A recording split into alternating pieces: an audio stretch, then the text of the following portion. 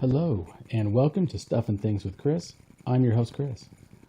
Today, we're going to be marking the beginning of my attempt to help you go through all of the mess that is on Netflix so that you can find some shows that you can binge watch while you're stuck in the house during this coronavirus outbreak.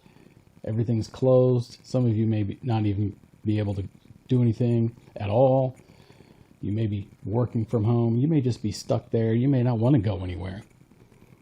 Probably the safest bet at this stage.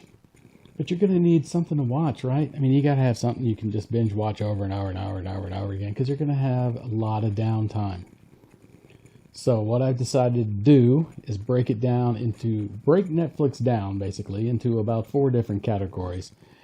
And I'll do a little video on each one of those with some shows I recommend. So we're going to start off with science fiction and fantasy. Now, I put those in the same category. Science fiction fans, you know who you are. And like me, because I'm one, you know that whatever Netflix, Hulu, or Amazon Prime put out as a movie or TV show that has the tagline that starts science fiction in the description, we're watching it. Okay, I've watched terrible TV shows that were science fiction. I've watched great ones. It's probably more leaning towards the terrible end, especially on Amazon Prime. But I'll get into Amazon Prime later. But Netflix put a lot of money into their science fiction shows. So obviously the one that's kind of a cultural phenomenon is Stranger Things. Most of you have probably already seen this. If for some reason you haven't, checked it out. It's really good. I will say season 4 is coming out, and those of us who have seen the first 3 seasons are really hoping it trends back upward, because there were a few problems with season 2, and then season 3 had a few more, and it's nowhere near as good as it was the first season. But if you really need something to do and you've already seen Stranger Things, just watch the first season again. That's amazing. That's really well done. Second season is pretty well done. The third is a little dodgy. We're going to hope the fourth doesn't end up that way, but we'll have to see. Now, following Stranger Things came Altered Carbon, and this is based on a book of the same name. This is another gargantuanly big, expensive science fiction show. A huge amount of money spent on CGI. They got some good actors in it. Anthony Mackie takes over the lead role in season 2. Who knows who's going to be in season 3, because the basis for the show revolves around a technology called stacks. And this is where they take something about the size of a silver dollar and they are able to digitally download an entire person's personality and memories. That means that if you are rich enough and can afford a new body every 80 years or whatever, or whenever you want, I guess, you can just have someone take out your stack and plug it into basically it's a clone, a manufactured body, and you can live basically forever. Now this gives the showrunners a lot of freedom in who they pick to choose all the parts. Okay, they can pick any actor they want, and what they did for season 2 set it 30 years later and hired Anthony Mackie. So he plays the same guy who was in the first season, but of course he looks totally different, and it's 30 years later. And it can be a little confusing. Altered Carbon, especially the first season, really liked to weave in a whole bunch of plot threads and all kinds of stuff that was kind of all over the place, but it basically played out like a film noir detective series, heavily influenced by Blade Runner. And so there's a guy going around trying to find a conspiracy, and it involves a rich guy. So it borrowed a lot from Blade Runner for that. The second season, not quite like that. The second season is a big departure as far as the style that they do. It's more of a straightforward kind of an action story that goes on. A lot of memory stuff in these 2 seasons, because you have characters who have been in different bodies, but they still have the same personality. So there's flashbacks, and it can get a little confusing. You got to pay attention, definitely. But both seasons are good. I recommend it. Altered Carbon. All right. Now, another one. This is a fantasy one that came out this year. Another big one. The Witcher. Now, this stars Superman, Harry Cavill. And he plays a guy who is a witcher, which is a type of person in this fantasy universe created by a Polish author who wrote a whole bunch of short stories, and then they became very popular, and he wrote books, and he's written a whole bunch of books and short stories, and it's a whole thing. The video games are very popular. This TV show Witcher is based on the books and not the video games, so there was some confusion about that at the beginning. This is a very good show. It's only the first season, so we'll have to see how it goes. If you like fantasy stuff, Lord of the Rings, maybe even Harry Potter, you'd like this. It is for adults. This is not a kid show. There's guts and blood. There's some nakedness. So, yeah, you're going to have to prepare yourselves for that. It is structured very uniquely. It tells the story of 3 different characters going through their own timelines, but those timelines are not synchronized. So one timeline may be from the past, and one timeline may be the present, and the other timeline is kind of the future. So eventually, about 6-7 episodes in, those timelines all converge, but it can be a little confusing at first trying to figure out what time period you're in, because there's 30 or 40 years between each one of these timelines. They kind of all overlap. It's has a lot of prophecy and fatalism in it, and the world may end if this happens, and this guy has to protect this person, and the evil people are doing this and that. So it's that's a pretty standard plot in fantasy novels. It's good. Henry Cavill is good in it. He looks a little strange, but he does do a pretty good job of fighting monsters. As far as the special effects go, they can be a little uneven. Sometimes they're really good, and other times they're not so great. But overall, the story's good, the acting's good. I recommend you check it out, The Witcher. Now, another one that I liked, and one of the real reasons I love Netflix, is that Netflix went all in. Okay, they scour the earth looking for good TV shows, and they don't care who made them. So a lot of the shows I'm going to talk about on these videos are not US ones. They aren't British ones. They aren't Canadian ones. They're from all over the world, because I know this is surprising to Americans, but people in other countries also watch television, and they also make their own TV shows in their own language, as shocking as that sounds. One of the best science fiction shows out there right now is Dark. It's German. Now, they just wrapped up season 2. It's out on Netflix now. Season 1 is really good. Now, this is a time travel science fiction show. So there's people jumping around in time all through German history. It also involves some doomsday prophecy stuff and some weird, just general weirdness. And now it is complicated. I mean, you're going to have to pay attention. Okay, this ain't one you're going to sit down and just kind of, while you're flipping through the Instagram, casually look up and have an idea what's going on, because you're not going to have any idea. I'm telling you, you're going to be lost.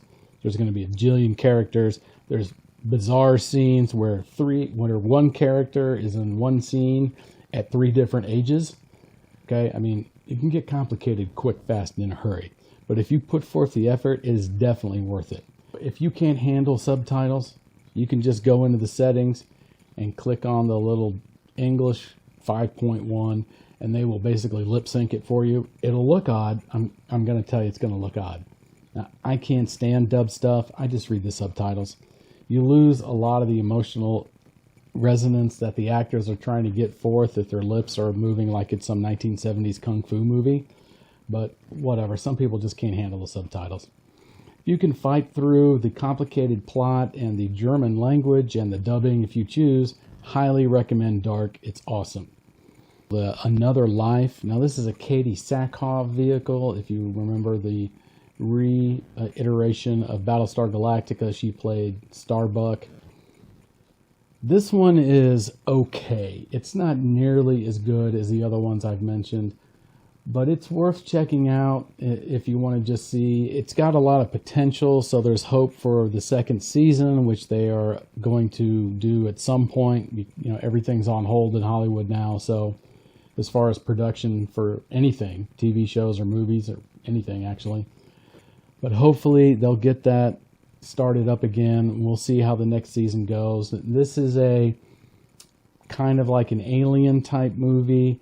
Ship wanders off into the universe to go investigating. The crew goes to sleep. The crew wakes up, and wackiness ensues. It's not nearly as good as the other ones, I'll tell you that. It's okay, but like I said, I'm banking on the potential of the plot and the characters in it being better for the next season after they get a season under their belt. But go ahead and check that one out. It's only one season. It's not a huge time investment. Everything Star Trek that was a TV show is on Netflix now. Star Trek The Next Generation, Star Trek Deep Space Nine, Star Trek Voyager, and Star Trek Enterprise. They're all there, all of them. Now you got time to kill, and you could kill a year just watching these Star Trek things. The first one was 3 seasons. Next Generation, Deep Space Nine, Voyager are all 7 seasons, and Star Trek Enterprise is 4 seasons. I mean, that's like 400 episodes. I don't even know how many that is. It would take you half a year to go through all of those. So if you get incredibly bored, fire away, I guess. I've seen all those already. The task of going back and watching them again is overwhelming to me, but if you're a Trekkie, it's wonderful. You can analyze every episode, every show you ever wanted to. Also on Netflix, that used to be on Showtime, I think. No, not Showtime. It was on Epix. Outlander. I have not seen Outlander. It's a series of books. It's basically a romance novel with some time travel thrown in there. Okay, not really my thing. The show is supposed to be fantastic. It gets nominated for Emmys all the time. Netflix has the first 3 seasons on there. You can check that out if you want. It's about an anthropologist who magically goes back in time, and she meets this guy, and this is set in the colonial period of America, I think. It kind of jumps around. Each season kind of jumps around a little bit. It's supposed to be very good. She goes back in time. He comes forward in time. It kind of jumps around. From people I know and respect who have watched it, say it's good. So if you want to check that out, go right ahead. I will let you. So Netflix also has another foreign TV show in this genre that they have spent a lot of money on. Now, they are producers of this. They basically just bought it. It was created in Korea. Now, it's been called kind of a Korean Game of Thrones, but that's not really very accurate. This has way more in common with Lord of the Rings than it does Game of Thrones. It is a gargantuan spectacle, okay? I mean, cast of hundreds. Each episode is over an hour long, like it's an hour and 20 minutes. It's like each one is its own small little movie. They're all connected. It involves basically, like Lord of the Rings, it's kind of the prehistory of the Korean culture. So it starts basically at the beginning of mankind and mankind's struggles in the early days, and how we fought our way against everything from monsters to Neanderthal and established the systems that we have present today, basically cities and governmental empires and things like that. There's some magical stuff in this. There's, again, prophecies, doomsday. Now, because it's in Korean, it is not dubbed, so there are subtitles. And because of the vast amount of people in this, you're going to have to pay attention to this one too. Because I got lost pretty quick, in an hour and a half long episode, there's 30 characters I'm introduced to, and I'm trying to read all their names. I kind of just gave up after a while, and I just kind of said in my head, okay, that's mustache guy, that's young guy, that's the guy in charge, gotcha. So their names, I don't know, maybe they'll show me again. They do some things that are a little strange. They will put English titles up there for things the Korean producers felt like we needed to know, but it's kind of really uneven. Like some people's names are in English and some locations are in English, and then other people who seem to be important, you don't get to know who they are unless you're reading the subtitles very closely. Okay, I get it. However, it's pretty good. I'm about halfway through it right now. I'm going to keep going. It's going to be a long drudge, but one of these a day is probably all I'm going to be able to handle. But as far as, I got time to kill, so why not? So check that one out. It's called the Arthdal Chronicles. And this, I think, is a book series that came out in Korea, too. And it got a lot of hype in Korea. People were really looking forward to this coming out. So it's been a big producer for Netflix in Korea. We'll see how it does here. We'll see. There's one other Korean TV show that Netflix has that's outstanding in this category. Now I'm going to put it in this category because that's where I'm going to put it. The show is called The Kingdom. Season 2 just came out just about a week ago. This show is set in feudal Korea.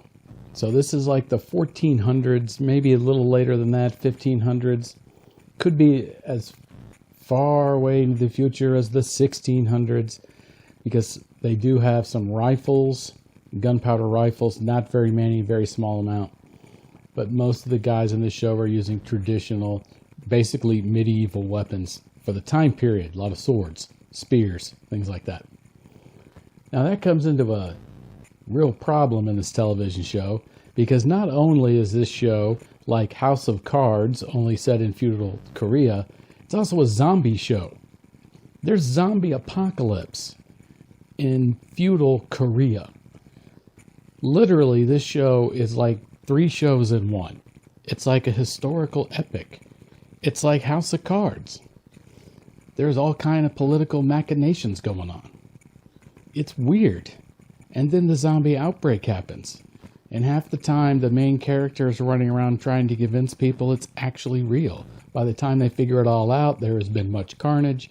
The end of season 1 has a twist in it that, if you have followed zombie shows for a long time, will flip you out.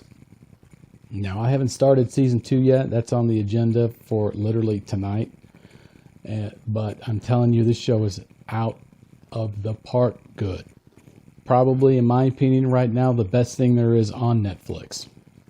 Highly recommend it. Now, it is a zombie show. It's not for the faint of heart. There's, face-eating death machines and lots of stabbing and guts flying around. But it's actually really good. Check it out. It's not dubbed. It does have subtitles. You will have to fight through that. But for the most part, it's a zombie show, so you can kind of figure out what's happening. Zombie eats a person. Zombie doesn't eat a person. Good guy, bad guy. You can figure that out for yourselves. Not too difficult. Highly recommend it. Check that one out. So there's my list of bingeable sci-fi and fantasy shows available on Netflix. I've watched all of these. They're very good. So, if you have some shows you like, put those down in the comments. If you have any shows you want me to look at because you're afraid to commit long term to them, let me know. I'll check them out if maybe I've already seen them. Please make sure to like, subscribe, and click the bell so you know when I'm getting more reviews. And I will see you later.